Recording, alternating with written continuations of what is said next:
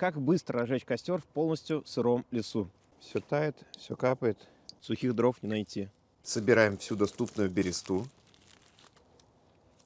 Далее надо найти пышную раскидистую сосенку или елочку.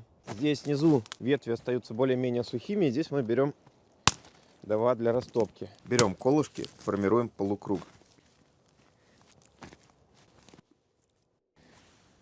Сюда кидаем бересту и сверху неплотно мелкие веточки.